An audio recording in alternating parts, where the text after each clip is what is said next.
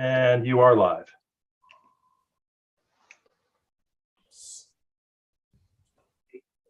You're all set. You're live. Okay, Regina, you'd like me to take it from here, Regina? Yes, please. Thank you. Okay, well, welcome everybody. Thank you so much for being here, and thank you for volunteering for this very important task force. I will have to swear you all in because elections are very serious. I'm very grateful for the time that you're all going to give to this. I'm just checking with Regina. Is everybody here, Regina? Yes, sir. Okay. So this is handy, this new world that we've evolved over the last few years, so we can all swear you in remotely, much better than coming into City Hall. So I'm going to start to swear you in. Is everybody ready to go? Please raise your hand if you're ready. And then I think you can all unmute your mic. And I'm just going to give you I'm going to swear everybody in at the same time. You don't need to raise your hands. I think it'll be okay. But you will need to all repeat after me. So we're going to have to do it in sequence. And I'm not sure if your sequence is the same. So I'm going to just, I can only see, let me see here, Regina. 1, 2, 3, 4, 5, 6. Am I swearing in 6 people? 2, 4, 6. Yes, sir. Okay.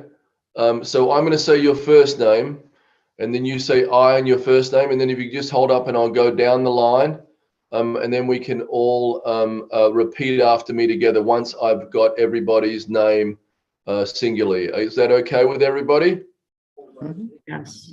Save you doing this 6 times or having to watch it 6 times. All right. So, and Eileen, did you want to add anything here? Sorry. Not at this time. I'm good. Regina, do I get sworn in? Do I have to? Or just the 5? Okay. Nope, you're Yep. yep. I'm good. You're just here to watch it in case something goes horribly wrong, Eileen. All right. That happen. Okay. So I am going to start by saying, and you repeat after me, your full name. I, Andrew. I, Andrew Miller. I, Faye. I, Faye Gaskin. I, JM. I, John Michael Gudger. Thank you, John. My friend Scott. I, Scott. I, Scott Gibson. I, Ian. I, Ian Pfeiffer. And is Eileen the 6th one, Regina? Yes. And Yes. then I, Eileen. I, Eileen Leahy. Thank you all. Give me 1 second here.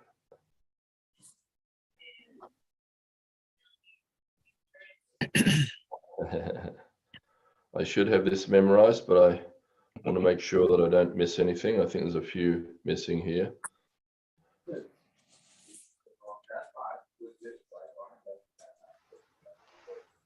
Everybody repeat after me. Do swear Do swear. Do swear. Swear and affirm as the case may be. And and affirm affirm as as the the case case case may may be. Your be. microphones on, everybody? Yep. Great. That I will That I will support the Constitution support the Support the Constitution Constitution of the United States, Of the United of the United States. States. and that I will and that That I I will will be faithful be Be faithful faithful and bear true allegiance and bear true allegiance to the state of Maryland, to the state of Maryland, Maryland. and support the Constitution and laws thereof, and support the Constitution and the laws and laws thereof, thereof, and that I will, and that I will, to the best of my skill and judgment, to the best of my skill and judgment, diligently and faithfully, diligently and faithfully, without partiality or prejudice, without partiality or prejudice, execute the office of execute the office of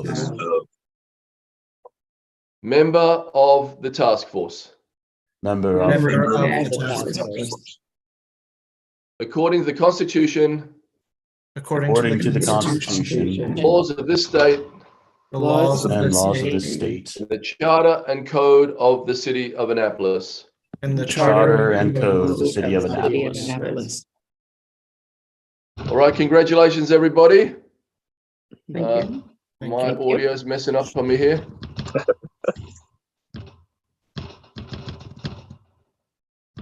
Did anybody have any questions? Not now. Not yet. Now, I'm not sure if you had your microphones blocked, but I could all see your lips moving. So I think we're good. Okay. Thank you, Mr. Regina, Mayor. Eileen, any instructions? No, you have done your job for this evening. Thank you. Okay, I'm in my home studio here, which actually is my laundry.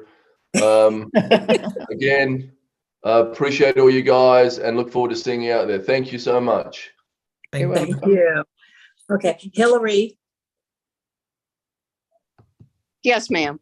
Hi, Hillary. We thought you would give them a 5-minute spiel about all the things you want them to know, and then we're gonna Sure. let Ian take over.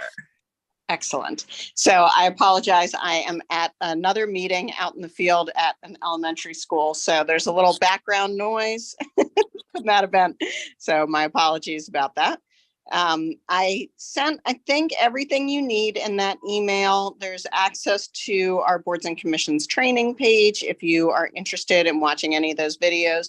We did confirm that you have a member already who is has the Open Meetings Act training. Actually, you probably have two because I'm sure Eileen has it as well. So that satisfies the legal requirement there. And the mayor's office is here to assist if you need anything from us. I am your contact for the mayor's office and for boards and commissions.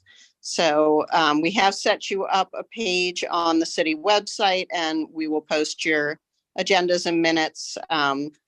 All of your meetings are, of course, open meetings. So they'll be either open to the public by being broadcast like this one, or if you need to have in-person meetings, you need to contact me about that. The one thing we cannot support is mixed meetings. We can't do half in-person, half remote meetings. And other than that, I'm here for you if you need me, and I'm happy to answer any questions. Thank you, Hillary. We appreciate your time. Of course. Okay, so I have one quick thing to say. Welcome, everyone. I'm Regina, and I'm the city clerk, and my office is at 160 Duke of Gloucester Street on the first floor. And Eileen is the ex officio member of your committee, and I will be her contact to provide you information you guys may need in a timely fashion. And you can also call us. We will be in our office Monday through Friday from 8:30 to 4:30 p.m. And you can also reach me by email at cityclerk@annapolis.gov. So that is my spiel. And Ian, I'm going to let you have it from here. Thank you. Thank you, Hillary. Well, thank you, both of you. And just for the benefit of everyone on the group, they sort of asked me to chair the first meeting and get us rolling, but obviously happy to consider if people are interested in sort of, to take on that role as we get further into this and figure out sort of what the dynamics are. So my name's Ian Pfeiffer. Maybe we just start with sort of like quick little introductions of each other for those of us who haven't met. But so, I mean, my background is I've worked at the federal level, the state level on a whole range of policy issues. And I was a 2-term member of the city council here in Annapolis. So I think that's sort of why they're having me kick us off. But yeah, so I've obviously, sort of some experience from especially in the city's campaigns, from being on the central committee and being an elected candidate and being in a city council role is sort of what brings me here, and interest in sort of trying to work with all of you to figure out how we can update our elections. So with that, maybe we can just sort of pass it around, and just happy to pass it to you, Andrew, if you want to go first, and then we can just sort of go around with everybody. Sure, I'd be happy to. So as mentioned during the oath, my name is Andrew Miller. I'm a Ward 1 resident. I've been a resident in Annapolis since mid 2020. I originally came here to work at the Naval Academy, where I'm a professor of political science. So I have some experience looking at election processes from a comparative perspective. I recently served as a provisional voting judge over at the middle school here for the primaries. And yeah, I look forward to getting to know you all, working with you all, and hopefully coming up with a useful and robust report for the city council and the mayor. Great. Faye?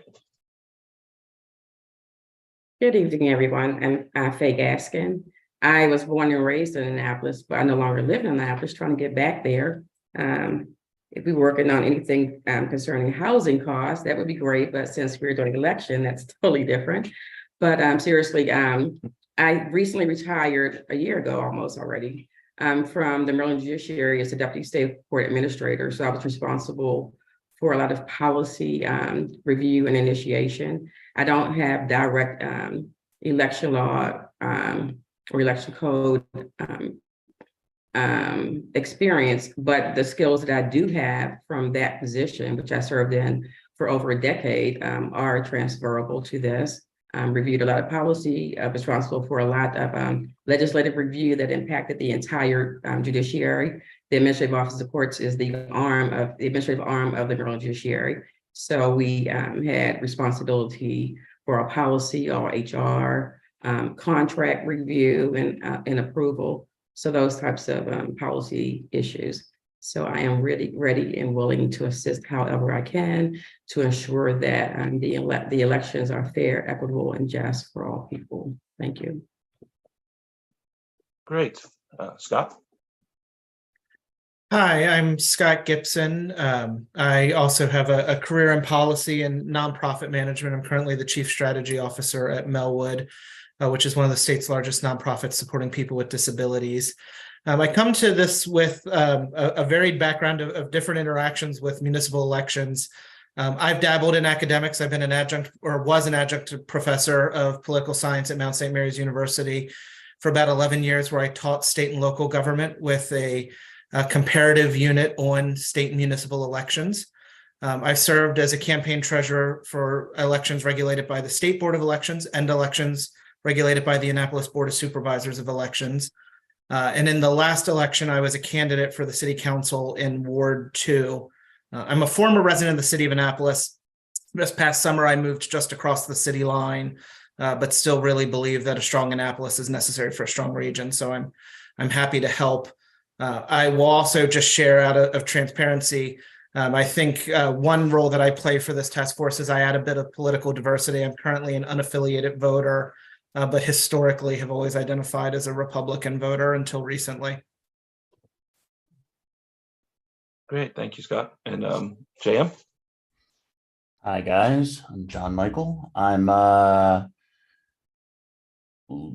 wouldn't say lifelong, but since I was 2 years old, I've lived in Annapolis. I'm currently I work in elections right now with the Carroll County government. Before that, I worked in the House office building as a chief of staff and legislative aide. So I have experience reading policy. I have a master's degree in public policy, and most relevant is my coming up 2 years working directly for a board of elections, and having since high school worked as a elections judge. So I'm kind of the inside baseball guy, if that's what you want to call it. Excellent. That's great. And Eileen? Sure you. Well, first of all, I want to say I'm thrilled to meet you all and very excited to get this task force moving along. My involvement with elections, specifically in Annapolis, began after the 2013 elections when I was on the ad hoc elections committee at that time. Since then, I have served 2 4-year terms on the Board of Supervisors of Elections, and I'm now entering my 2nd year on my 3rd term. So I have been through several primary and general elections along with some special elections. I think I speak for the other two members of the Board of Elections, Keanu Smith-Brown and Debbie Atzik, of just saying that we're very excited about getting this moving forward. After each of the elections, we have a lot of talk about what we need to update. And so really having the opportunity to look at the full code and charter really gives us an opportunity to not just kind of fill in the holes, but also to be somewhat progressive and look at what we really want to do, not just now, but looking forward to the future. And so as your ex officio, I see my role as kind of being the bridge between you all and the Board of Supervisors of Elections. I'll be giving them a report every month when we meet, and we meet on the third Thursday of every month, in case you all want to tune in and follow what we've been working on. And also, I've at some point I can forward some things to you. I put together a list in conjunction with the board of past statements, kind of position statements that have been made, priorities that have been identified by previous boards of elections, and some other resources that are out there, particularly things like the Municipal League and also the Maryland Board of Elections. So again, I'm very excited. I want to be your resource person. I'm kind of also going to be the link with the city clerk, as Regina mentioned. So if in doubt, just give me a call or an email, and I'll follow up for you all. Great, thank you so much, and thank you everybody for humoring me to start off with introductions. I think it's really interesting to sort of see what's happening. But so as housekeeping issues and looking at the agenda that I think everyone should have received that Regina put together, obviously we are in session here. The meeting's been called to order with the mayor swearing us in, and for the purposes of taking attendance. Obviously, everyone who was sworn in is here and present. So I think Regina, we good with that? Do we have to do a physical roll call? Good. So the next agenda item is the election of a task force chair and a secretary. So obviously I've offered to chair just to get us going here, but if anyone, and I'm happy to continue in that role unless someone has a desire to step forward and do that. Be happy to discuss that, and obviously somebody who would be interested in taking on the secretary role too, I think probably would be helpful if anyone's particularly interested in that.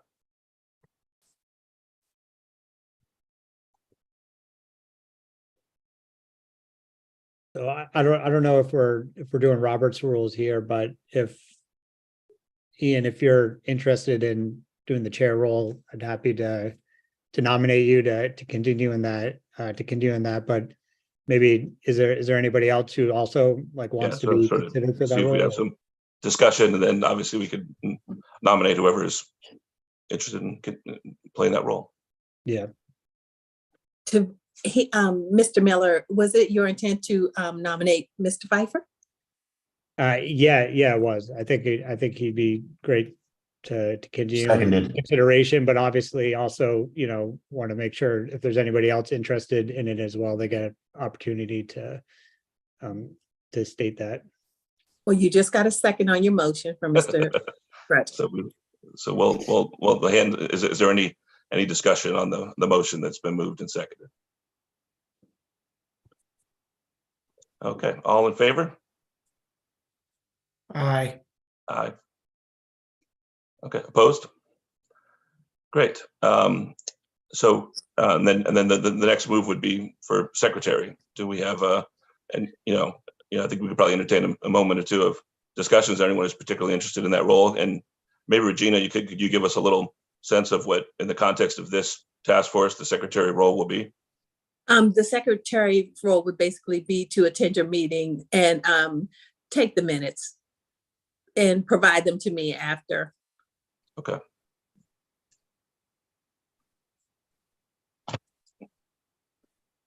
Please feel free. It's not hard, and I'm happy to assist if you feel like you're nervous about doing it. I'm happy to volunteer to be secretary. Okay. That's great. Thank you. That said, I have taken no notes up until now. I've been taking notes, so I'll also be helping with the minutes. That's great. That's great. So we need someone We have a to motion. nominate. I move to nominate Scott Gibson for secretary. Seconded. Oh, Excellent. Any discussion? All in favor? Great. Any opposed? Great.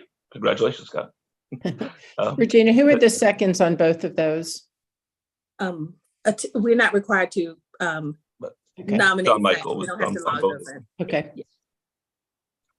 Great. So we have that in place. And I guess really, so now, I'd be curious, as we sort of think about the next item on the agenda really is to get into sort of what the schedule should be and sort of what the scope of what we're trying to do. And, maybe Eileen, this would be helpful for you to give us a little sort of information of sort of how you see the timing of this and the sort of duration. And so we can sort of think maybe about what would look like of how often we should be meeting and what sort of that, as we frame that conversation. I kind of based my thoughts a little bit on my experience on the Charter Revision Commission, which was also 6 months. Sounds like a lot of time, but it includes July and August. So your term begins today on the first meeting. I know with the Charter Revision Commission, the members chose to meet every other week. Some meetings were a little longer than others, some were short. That's something to consider. One of the things about having 5 members, because I'm a non-voting member, you are able to meet, and again, correct me if I'm wrong, Regina, 2 people can meet, like if you had subcommittees or different topics that you wanted to kind of divide and conquer in that way. So 2 people can meet and have discussions and then present to the larger group. So, my personal feeling is I'd rather schedule meetings and skip them. Cancel them than to try to fit them in at last minute because people are very busy. We also have to keep in mind that the Mark Hildebrand and his staff's time is wound up with a lot of other meetings also. I believe that Wednesdays tended to be pretty good. I know at the Charter Revision Commission, it was a little crazy because we had to do like Thursdays and Tuesdays back and forth. But that's up to you all. You do have to have a public hearing scheduled sometime in that time. You can have more than one public hearing if you feel that you need it.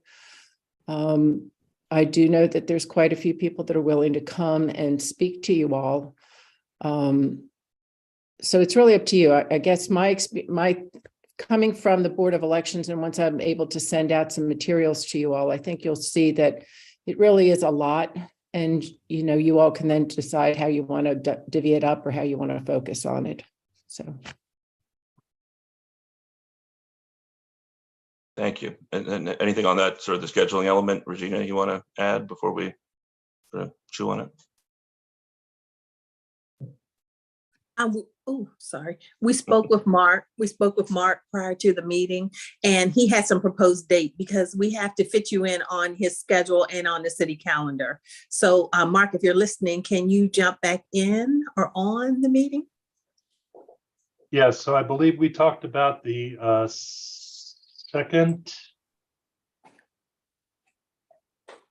second and fourth Thursdays are the best. There are other boards and commission meetings that are scheduled, but we do have multiple staff that can help out. My only concern is when we get into the summer months and vacations, that we may be a little short-staffed.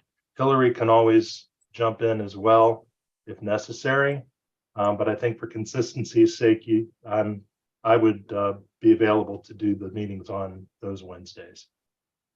Or I thought they were Wednesdays or Thursday. Thursdays? You said Thursday. You said I Thursday. said Thursday, I meant Wednesday, what you originally said. Sorry. And so, and sort of that 6 o'clock window on Wednesdays, the second and fourth Wednesdays of the month is what you're. That's sort of fine. proposing. We could go to 7 o'clock if you needed to. That's not an issue. Any earlier and we start getting into committee meetings. Mhm. Sure.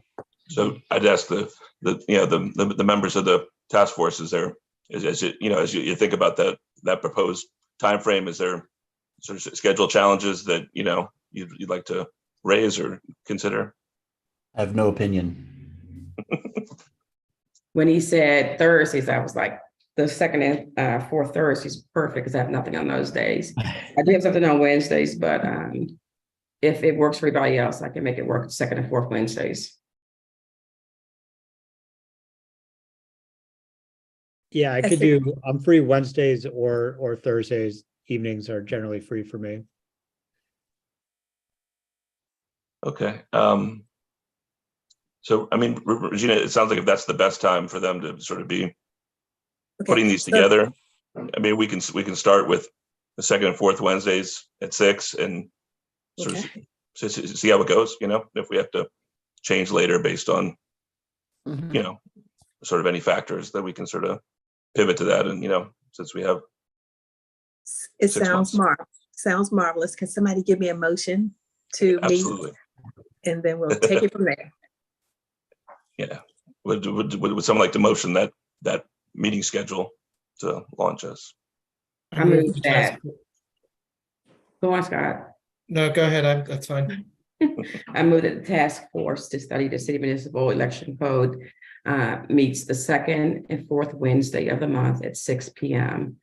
And if necessary, to make changes as we go along. Is there a second? Second. Moved and seconded. Any discussion? All in favor? Great. Thank you very much. Everyone's in the affirmative. Great. I guess the other scheduling question, it sounds like sooner rather than later, would be that, do we want to have, yeah, I guess I'm curious for what people's thoughts are on sort of the public hearing element, and whether it would appeal to me probably that you know, I think probably if people's appetite is for it, for, you know, sort of multiple public hearings, because I think so, you know, something at the early in the process where you're like, we're in the collecting information phase, and then as you get to maybe recommendations, you know, sort of be able to sort of, you know, think, you know, so I my instinct would be probably, you know, one near the beginning of the 6 months and one near the end, but I'm just curious sort of what other people's thoughts are. Scott? I actually had a question about the meetings. Is the underlying assumption that we're sticking to Zoom meetings? Because Yes. earlier it was said that it could be in person, so Yeah, I'm happy to take a step back and debate that if anyone has sort of thoughts about that. But it sounds like aside from, I mean, I guess, right. So the public meetings, you know, if we were taking public testimony, would that be expected to be in person, or would that be virtual too, if we were largely doing our meetings virtual? Well, you could have, there's nothing that states that you cannot have a public meeting. It's just that they won't be on YouTube. And if people get used to viewing your meeting in one space, it might be hard to switch back and forth. That's the reason why that Mark gave you those dates. Those were for virtual meetings. Public, if you wanted to have an in-person public meeting, I don't know how the virtual part or live streaming would work, especially if you were not in City Hall. Sure. No, So, I get that. part of what caused my question is I believe when a meeting gets to a place where it has to require collaboration, and I think sooner or later that's where we get to, right? There's some fact finding, some discovery, and then there's collaboration. I just think that's easier to facilitate in person than it is in a virtual or remote format. And so it'd be my preference, and I'm just throwing my preference out there, but my preference would be that we consider meeting in person, or at least transitioning to meeting in person at some point. Regina, my understanding is that work sessions can occur that do not have to be, they can, for instance, the task force can meet for a work session without it being a public meeting. And that goes to that kind of collaboration. Again, I'm going back to the Charter Revision Commission. Yes, which do that. we would provide notification, and the top line of the agenda would say this is a working session You'd have of the to task notice. force. There's no public input. So the public could attend, but it's not recorded and the public can't speak. So No, I'm just, it is recorded. okay, If it's virtual, it will be recorded. It's just going to be a working session of your committee. Now, right. but if you wanted to meet, if you wanted to do your working session and like I said, the rec center, for instance, I don't know how that works with the recording. That's not something I do, but I could check on it for you. Okay. That's what I was referring to. We met in person for a work session. And it wasn't recorded. And also, just as an FYI, when people can view these meetings, and then they can also submit public comments Mhm. beforehand. And so the public comments can be brought into play when we are meeting. Yes, and if we did receive any, your page is set up. If you want to visit your website, you can open your agenda in open your agenda from your email, and it'll take you right to your website page. If anyone in the future plans to submit public comments, those public comments would come straight to you, because we're going to set it up so they go straight to you, just like they do with the city council. Great. So if they once they hit accept and all their information checks out, it'll come to the 6 of you. So just back, sort of back to the question that Scott raised. I mean, does anyone see, if we are going to, I mean, is there interest in sort of being more in person instead of virtual as this unfolds, or, you sort of, how do you look at it from your own commitments and schedules? I'd say my interest is pretty strong at the phase where we're forming recommendations. I think early on, I could go either way, but when we're trying to get to forming final recommendations, I feel pretty strongly I'd prefer to be in person. That's just me. That makes sense. Makes a lot of sense to me. Yeah, I do like the virtual meetings. I think since the pandemic, we've gotten accustomed to virtual meetings. Even the legislature did it for a while. I don't object to at some point meeting in person, but I don't think that every meeting has to be in person. But as Scott said, if we get to the recommendation portion, and sometimes it is better to be face to face and have those discussions. I don't have an issue with that, but I would prefer the other parts of the meetings to remain virtual if possible.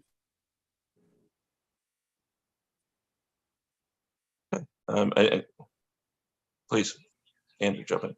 Yeah, I mean, I was going to say, I think I concur with Scott. I think towards the end, we'll definitely want to transition to in person at a minimum. I'd be absolutely open doing in person as soon as, as soon as everybody's available and comfortable doing that. But it sounds like if I understood it right, that the hybrid option is not a problem, or it's not possible, where you could have some folks in person and then some calling in. So I think obviously, was that right? Or You were correct.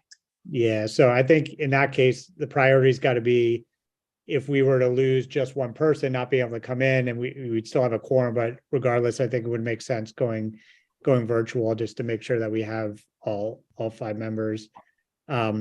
So yeah, that's my thoughts on it. And then I'd be curious to hear from others who have like experience soliciting public comment as part of committees and that sort of thing. My sense is that in person, you're going to get more comment relative to like a Zoom meeting and that sort of thing, from when I'm talking about, from the public. So in that case, I would think we would probably have to go in person, and we'd probably want to do it, in maybe perhaps switch up the wards where we would go and have those meetings, and try to have them in as many wards as possible. But again, I don't have a ton of experience with that. So however folks think we could best get public comment, I'm open to ideas. I have some experience with that. Before I retired from the judiciary, we did a whole review of the rules, the Maryland rules, and everything was done virtually. And we did it in different, we didn't do it in different locations physically, but we did it in different locations. So we made a focus on Western Maryland and Montgomery County, for instance. But everything was done through Zoom, and people were able to come into the meeting, but it was like controlled. So if you were there and you had signed up to provide public comment, then the individuals that were controlling the Zoom were able to bring them in to provide public comment. And so we use that information to do a thorough review of the Maryland rules. And that was done all virtually, except for Prince George's County, because they didn't have the bandwidth within the Prince George's County structure to do it. But every place else across the state, it was done completely virtual. Interesting. With public comment. And my other comment I wanted to make is, we may have some citizens who are not able for whatever reason to come to City Hall, wherever you may have hold a meeting. And so we want to make sure that the meetings, I think, are open and accessible to anybody that may want to participate. And so that may prohibit some people from being able to attend if they're not able physically to attend, but they are able to attend virtually, so they can still participate in the process. Thank you. Scott, I see you here. Hand up. I just piggybacking on Faye's point, which is really well made. I think for the public comment piece, we just need to have a variety of ways for people to offer feedback, because I work in the disability space, so there definitely is a transportation divide that City Hall presents. There's also a digital divide that gets presented for others, and so for the hearings, just being mindful and making sure that we have a non-digital way for people to engage, a digital way for folks to engage where transportation is a barrier, because transportation is a barrier for folks in the city of Annapolis. That'll be important. That's a very good point. Eileen? I also wanted to bring up the thought about how to communicate what you all are doing, and also to start working on that feedback. And that can probably be something that we can work with with Mitchell Stevenson in terms of the public relations. I know the Board of Elections did that with the last election. We worked on a communications plan. So that might be something else you want to think about, how to get the word out on what you're working on. What do you want feedback on, how to get that feedback, all of these things. It's also get it communicated. And Mitchell's done a very good job of getting it out on social media as one thing, and also doing press releases and working with the Capitol. And then if there's any others mechanisms that you think are important, but you might want to think about contacting her at some point and working on a communications effort. That's a good point. Yeah, I mean, right. Like, I mean, obviously I think all of us, it's from this conversation, are very interested in hearing what people think, right? And like, so sort of figuring out, whatever is the best platform to get the most public input in the community, I think is obviously what we desire. So I think, from my perspective, I think we started out with this schedule of the second and fourth Wednesdays. I think we could have a conversation sort of offline, maybe with the clerk's office about sort of where, how far out. And I'm happy to talk to the folks in the mayor's office as well about, sort of how much lead time we would need to put together the best possible public hearing, right? And then we can sort of figure out, sort of how to, what date to propose for that, and work back from there to figure out how we can drive that sort of participation. If it seems to me it's probably the first step here, that we basically need to figure out how to put that on the calendar, and if it's going to be virtual, how to then try and drive people in the community to it, who can give us their input. But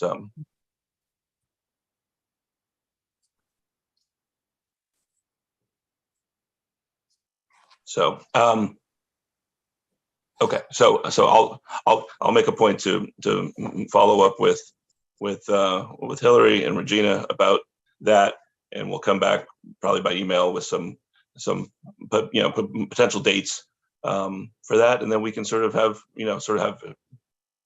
everyone can have some input on like how to do that, and then we can sort of build a plan with folks to get some attention for it, to obviously have the strongest turnout we can get, if that seems like a workable first step. Great. Let me look at the agenda here. So then, okay, so it seems like that's sort of the next step is sort of figuring out what our agenda will be for our next meeting.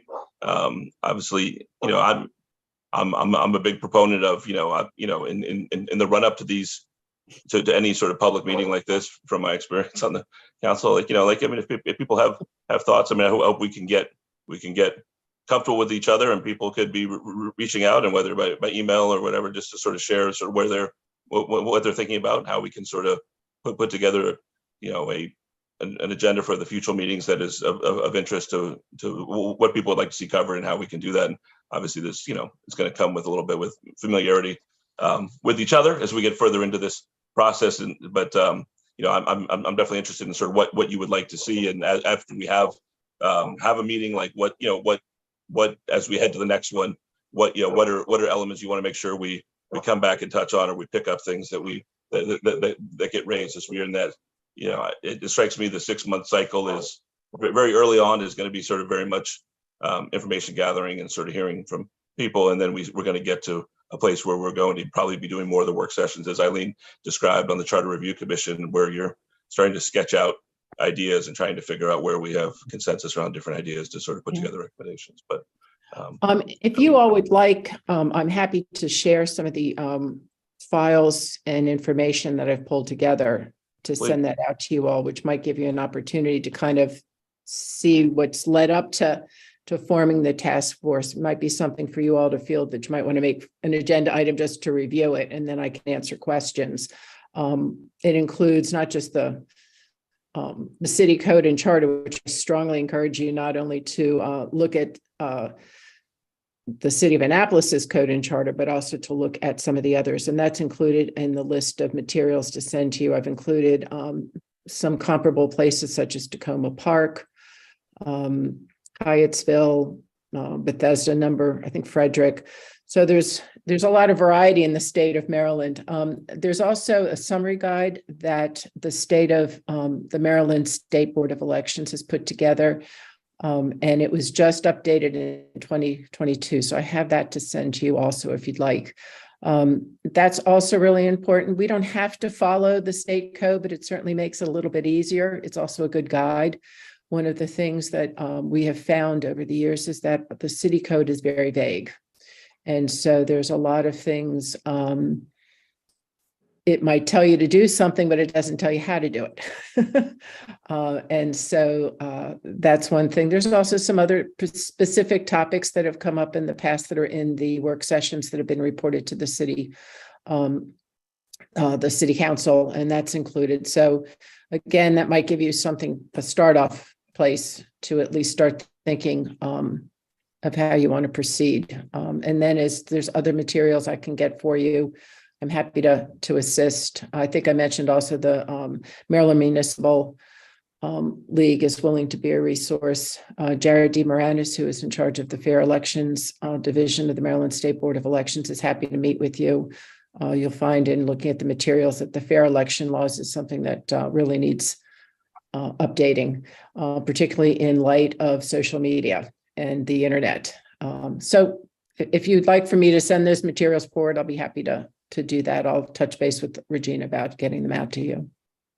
That makes a lot of sense to me. As the real first step is digging into all of the work that's gone into getting us to this place and what's happening elsewhere. So, John Michael, I see you have your hand up. Yeah, I was just going to say something very similar. I would appreciate, just a quick, a quick summary of how the task force came into being. What was the impetus to it?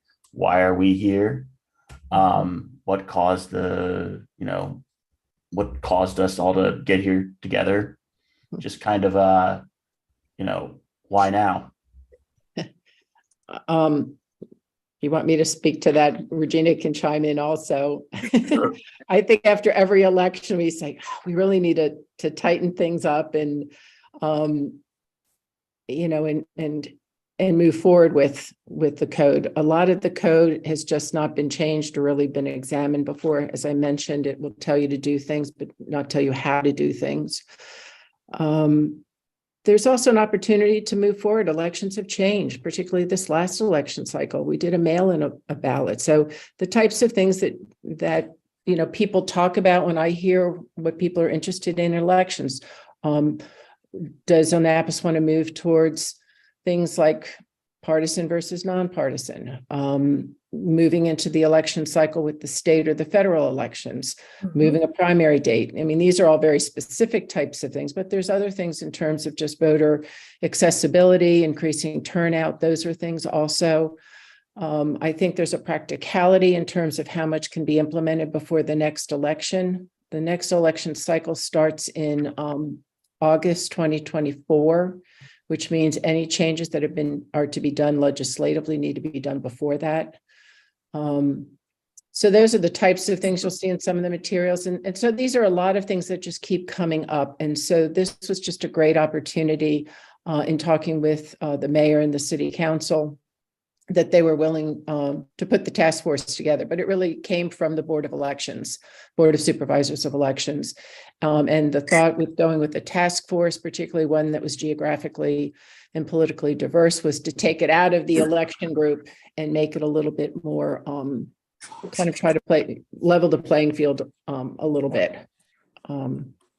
So is that answer kind of your question? And Yeah, so there wasn't a specific incident that caused this. So you just one day you guys were just like, it's piled up enough. It's time to clean house. It's been an ongoing thing. I mean, I'm going to my 10th year, and pretty much we've said we've needed to do it. And this has been the opportunity to do it. And I think, again, the real impetus for this year was because of so much going on a national and state level. And with the mail-in balloting that went the last time, it gives us an opportunity to say, how do we want to move forward? So. If I could ask a quick follow-up to that. So August 2024 is effectively the drop dead date to get any changes written in law. Like, what does that imply for like when we would realistically like need to have our work done to get it to the council, give council time to consider and debate it and that sort of thing? Is it, because I know the laws, if I'm understanding it correctly, is that we have 6 months and then there's a possibility to extend that time. But if we want to get anything implemented before this upcoming cycle, is it really just 6 months and that's it? Or do you think there is more time to potentially extend it if we need to? Regina? I think the resolution said that your work has to be done within 6 months of your first meeting. Right. I don't think that means you have to have the legislation written. Oh, no, but because certainly to have the recommendations. I mean, you can ask for an additional time. The Charter Revision Commission got extended because the way it was written was the 6 months started when the appointments were made. And so unfortunately, the meeting didn't occur until 6 or 8 weeks later. So that was part of why that extension was given. And that's why we made this one. The 6 months starts tonight with the first meeting. So there is a lot of work. Again, I think as you work, as you move along, you can come up with priorities. And it may be that the entire code can't be made into legislation by August 2024, but certainly certain sections of it can.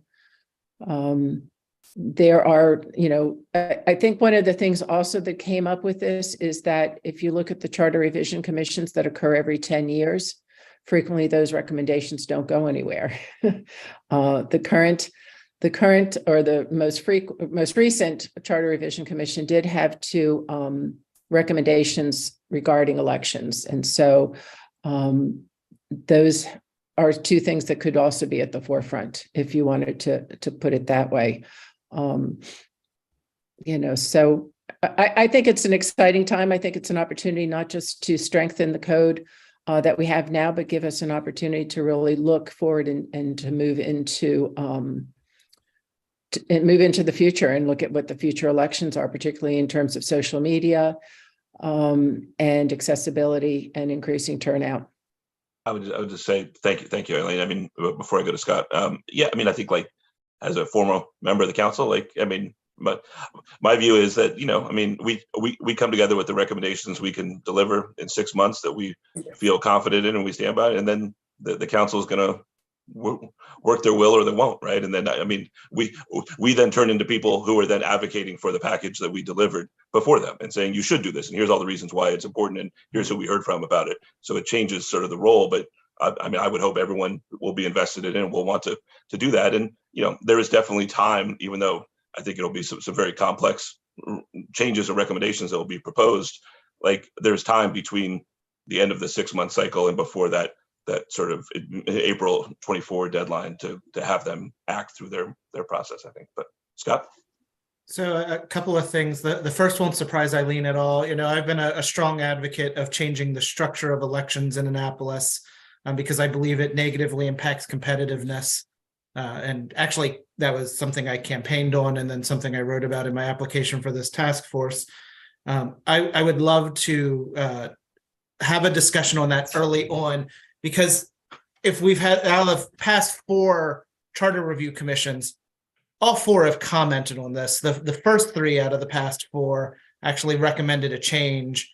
And then the fourth, I think, took a softer position of it's something that should be looked at. But as I recall, a conversation I had with a member of the Charter Review Commission when I was interviewed for it was reluctant to probably take as hard a position on things that the council had routinely dismissed, if you will.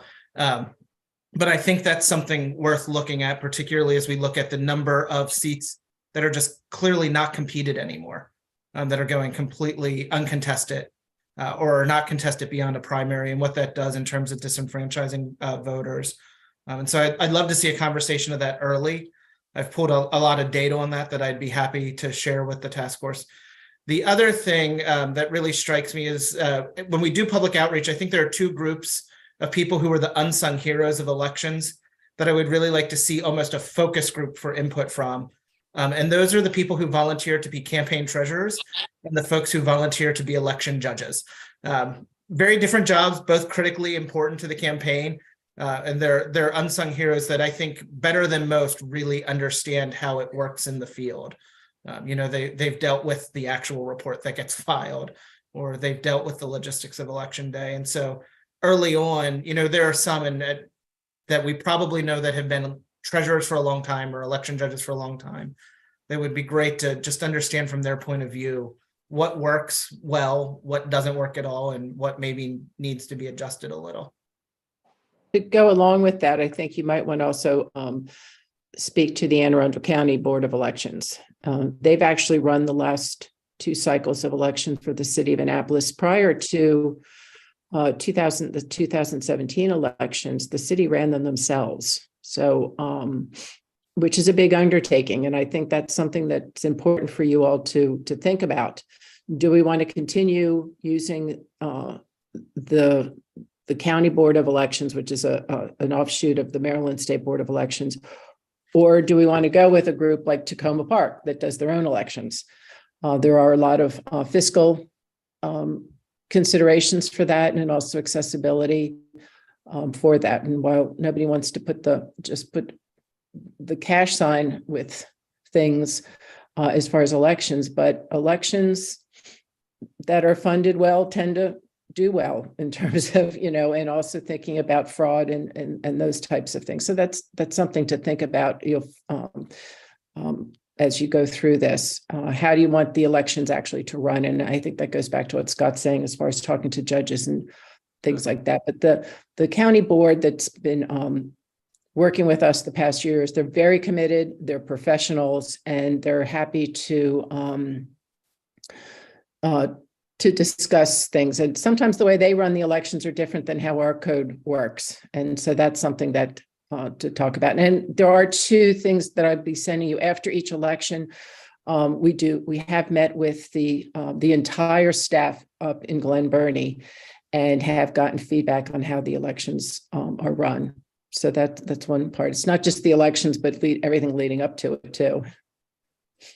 Thank you. No, I think that's a really good flag, right? Obviously, much of what was in the code was from a period where the city always did their own elections, right? Before what happened, sort of the partnering with the county that happened a couple cycles ago. So, Right.